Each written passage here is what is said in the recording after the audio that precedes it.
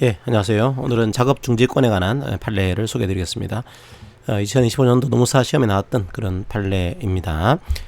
그러니까 작업 중지에 대해서는 과거에는 이제 사업주가 작업 중지를 해야 된다 이런 식의 의무를 부과하고 있다가 이게 점점 근로자의 권리로 발전하면서 작업 중지에 대한 권리를 가지고 있는 것으로 이제 입법이 됐고, 그 입법에 대한 내용들을 좀 구체화시키고 있는 그런 판례로 이해하시면 되겠습니다. 사실은 이제 법 안에 이미 작업 중지권에 대한 요건과 효과가 나와 있는 그런 판례이기 때문에 얼마나 잘 적용할 수 있는 거냐, 이 사례로 보시면 되겠습니다. 자, 이제 아주 러프하게 말씀드릴게요. 좀 큰 틀에서 말씀드리고 아주 세부적인 내용까지 상세히 보진 않겠습니다. 어떤 구조가 있었냐면 인근 공장에서 화학물질이 유출이 됐습니다. 약 300리터가 유출이 됐고요. 이게 티오비스라는 이제 이런 물질인데, 여기에서 기체가 황화수소 같은 그런 독성 기체가 이제 나오는 거죠. 이게 만약에 흡입하게 되면은 뭐 눈, 코, 목에 자극을 줄 수도 있고 호흡이 곤란해지기도 하고 후각이 마비되는 그런 효과를 내게 되는 이런 독성 기체입니다. 그리고 만약에 피부에 노출되게 되면은 심한 통증이라든지 수축, 홍반전세를 일으키는 그런 기체가 유출이 된 거예요. 자, 그러자 이제 소방본부에서 나와서 이제 재난 이제 지휘소를 만들었겠죠. 주민들에 대한 대피 방송을 했고요. 반경 1km 이내에 있는 분들은 대피하도록 방송을 했고, 인근의 공장에 있는 근로자들도 대피하도록 유도를 했습니다. 약 반경 100에서 150m 안에 있는 공장 근로자들에 대해서 대피를 유도를 했고요. 자, 그런데 이런 조치를 취하고 난 다음에 근로자들이 두통이라든지 구토 증세를 일으킵니다. 이제 이 지휘본부에서 통제한 그 통제선 안에 있는 근로자들도 이런 증세가 있었지만, 통제선 밖에 있는 근로자들도 이런 증세가 일부 생기게 됩니다. 자, 이 A사에는 노주현장이 있습니다. A사는 약 이 공장이랑 200m 거리에 있는 그런 공장이었는데, 노주현장이 이 소식을 듣고 난 다음에 노조원에게 대피를 공고하고 본인도 작업장을 이탈하는 그런 일이 있었습니다. 자, 그런데 이제 이런 과정에서 근로감독관도 대피를 권유를 했고요. 단지 회사 입장에서는 당장 작업장을 이제 이탈하는 것이 그러니까 일단 재난지휘통제소를 방문을 해보고 한번 파악을 해보자, 그런 다음에 이제 하자라고 했는데, 노조원장은 여기에서 불응하고서 작업장 이탈하고 노조원에게 대피를 공고한 이런 상황이 벌어졌습니다. 자, 그런데 작업 중지를 하고 이탈했다는 이유로 해서 이 노조위원장에 대해서 정직의 징계를 내린 이런 케이스였거든요. 그럼 이 케이스가 만약에 노조위원장이 정당한 작업 중지권을 발동한 거였다고 한다면 이걸 이유로 해서는 해고나 불리한 조절해서는 안 됩니다. 그러니까 이 징계가 정당한지 핵심은 과연 이 노조위원장이 정당한 작업 중지권을 행사한 것인지, 이게 문제가 되겠죠. 그게 행사가 정당했으면은 효과가 바로 해고나 징계를 해서는 안 되는 구조입니다. 자, 그러면 한번 작업 중지권의 요건이 뭔지, 취지는 뭔지, 여기에 대한 판례의 태도를 보도록 하겠습니다. 사실은 이미 법 안에 이게 다 들어가 있습니다. 자, 이미 이제 산업재해가 발생할 급박한 위험이 있다고 근로자가 믿을 만한 합리적인 이유가 있다, 이게 요건이 되겠죠. 이게 작업 중지권의 요건이 돼요. 이 요건을 갖추게 되면은 이것 때문에 작업 중지를 한 근로자에 대해서 해고하거나 그 밖에 불리한 처우를 해서는 안 된다, 이게 효과가 나오겠죠. 그래서 이미 이 법 안에 작업 중지권의 요건과 정의와 요건과 효과가 다 들어가 있는 이런 구조입니다. 그러니까 여러분들이 설사 이 판례 잘 모르더라도 법을 잘 보시게 되면 법 안에 의의와 요건과 효과가 들어가 있어요. 이걸 적절하게 버무릴 수가 있습니다. 너무 지나치게 당황하게 되면은 이런 게 안 보일 수가 있어요. 그래서 요건과 효과를 중심으로 해서 사안을 푸시면 되는 이런 구조입니다. 자, 판례를 볼까요? 자, 과연 그러면 작업중지권을 산안법에서 만들었어요. 이걸 왜 만들었을까 이거죠? 입법 취지를 좀 이해할 필요가 있습니다. 입법 취지는 만약에 이 급박한 이유가 있다거나 믿을 만한 합리적인 근거가 있다, 이런 경우에는 긴급 대피하도록 하는 게 이 법의 골자인 거죠. 이렇게 함으로써 뭘 하기 위한 거냐? 산업재해를 예방하기 위한 겁니다.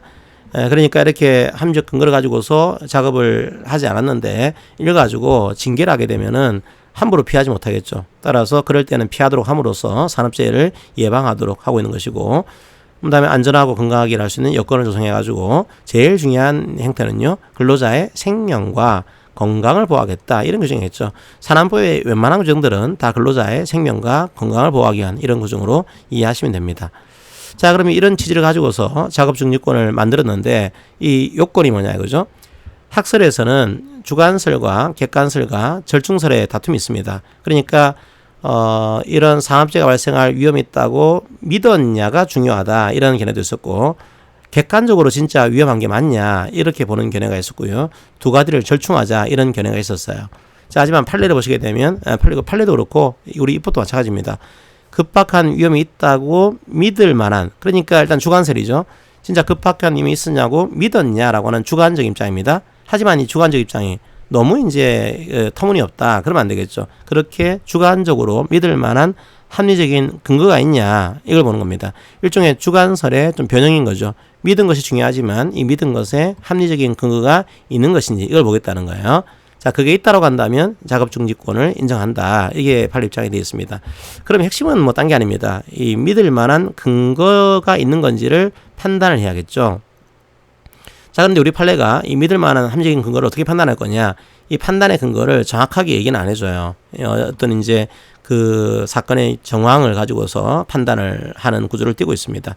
좀 아쉬운 판례 중에 하나긴 하죠. 이런 판례는 제시했지만 한편으로는 이 합리적인 근거를 어떻게 판단할지, 여기에 대해서는 조금 사건에 따라서 달라질 수 있는 그런 여지가 남아있는 판례입니다.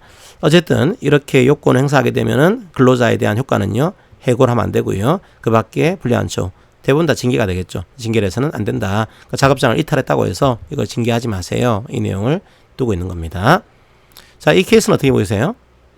주관적으로 위험하다 믿은 거죠, 노조위원장이. 야, 그런데 노조위원장이 이렇게 믿을 만한 합리적인 근거가 존재하나 이겁니다. 예, 존재한다고 볼 수 있습니다. 자, 왜냐하면 당장 이 티오비스라는 물질에서 발생한 황화수소가 아주 위험한 독성物입니다. 자, 흡입하게 되면 상당히 호흡곤란이라든지 후각마비를 유발할 수도 있고, 뭐 피부 같은 데는 심한 통증, 수축, 홍반을 일으킬 수도 있고요. 자, 그러다 보니까 또 이미 대피 통제소에서는 공장 근로자에 대해서 반경 100에서 150m 안에 있는 공장 근로자에 대해서 대피를 이미 유도를 했습니다. 그리고 마을 방송에 대해서는 더 넓이까지 반경 1km 내에 있는 주민들에 대해서도 대피 방송을 한 거죠. 근데 나중에 이제 뭐라고 하는가 하면 반경 10m 이상 지점에서는 황화수소가 검출이 안 됐다. 그러니까 이게 주관적인 믿음에 합리적인 이유가 없다라고 주장했습니다. 하지만 그 황화수소가 분산되기 때문에 10m 이상쯤에서 이게 검출이 안 됐다고 하더라도 피해 범위를 정확하게 예측하기 힘들었다는 거죠. 그리고 상당한 거리까지 이 유해 물질이 퍼져나갈 가능성을 배제할 수가 없습니다. 즉, 이 주관적 믿음에 합리적인 근거가 있다라고 하는 거죠. 그리고 누출사고가 발생한 다음에 24시간이 경과한 이후에도 뭐 일단 어지럼증이라든지 두통 이런 것들을 호소하는 피해자들이 다수 발생했고요. 심지어 200m 이상 떨어진 공장에서도 이런 피해자들이 발생을 하고 있습니다.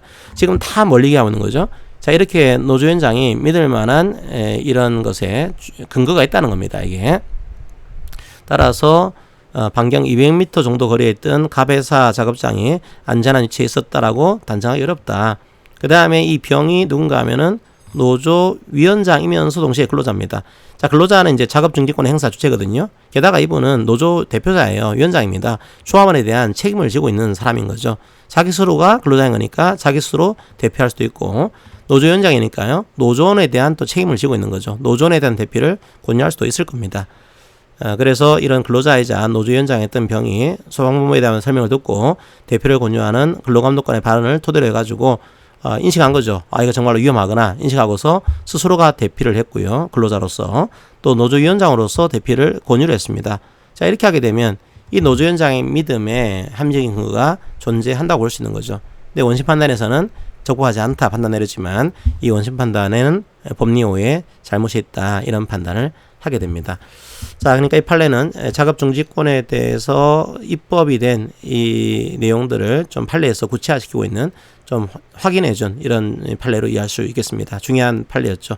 자, 물론 이제 산업안전보건법이 노무사시험이라든지 행정시험, 그리고 이제 다른 시험에서도 논술 시험으로는 나오지 않았었는데 이제는 등장을 한 것을 주의해야 됩니다. 앞으로 사회가 선진화될수록 근로자의 생명과 건강에 대한 법률들이 더 중요하게 될 겁니다. 그래서 앞으로는 산업안전보건법에 대한 중요한 판례들도 일부 이제 좀 봐야 될 부담이 커졌다.